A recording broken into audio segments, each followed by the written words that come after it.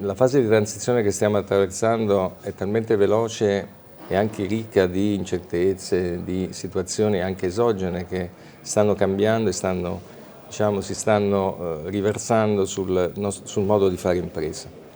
E da soli non si va più da nessuna parte. E quindi abbiamo una preoccupazione che il nostro sistema e quindi il tessuto delle piccole imprese non sia in grado di affrontare queste sfide nel modo in cui si deve fare.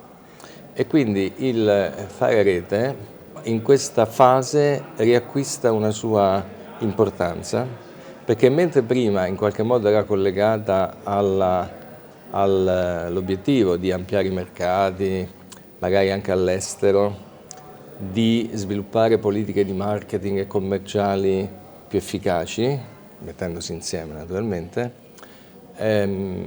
oggi questa scelta diventa necessitata, perché l'innovazione tecnologica e i nostri tassi di produttività lo dimostrano che noi camminiamo meno rispetto agli altri paesi proprio perché abbiamo imprese più piccole.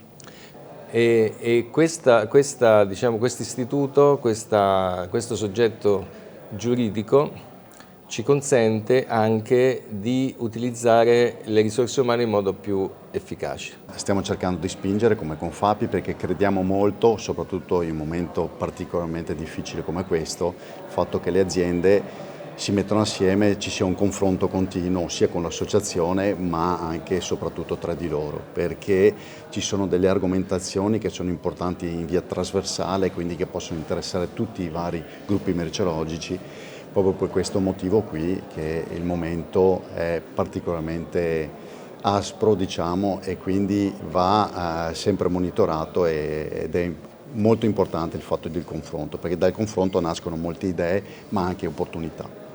Beh, diciamo che noi per natura siamo sempre ottimisti, per cui noi vogliamo sempre vedere il bicchiere mezzo pieno, detta così. Però sicuramente avere qualcuno con cui ti puoi confrontare, magari che ha avuto qualche altra esperienza in certi termini, ti può comunque consolare sotto certi aspetti o comunque dare fiducia in più, è quello che noi vogliamo. Ottime premesse per fare progressi nel prossimo esercizio che non si preannuncia semplice da un punto di vista economico. Abbiamo purtroppo delle indicazioni, segnali di rallentamento economico e quindi l'associazione è pronta per assistere le aziende e dare il loro supporto anche di fronte a scenari non rosei.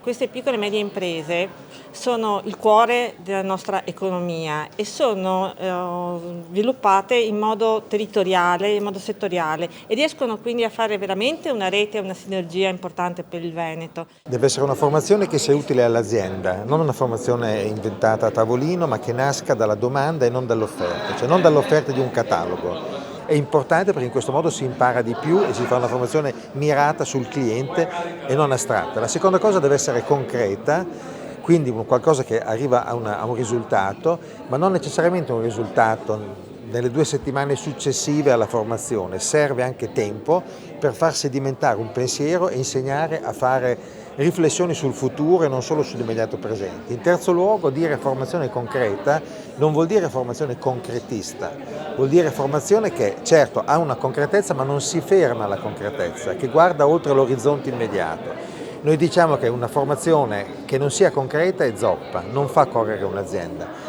Ma una formazione che non abbia visione è cieca, cioè non dà un orizzonte, non dà una strategia. Quindi serve una formazione che aiuti a guardare lontano e non solo a guardare nel presente. Noi cerchiamo in questi termini di fare una proposta alle aziende.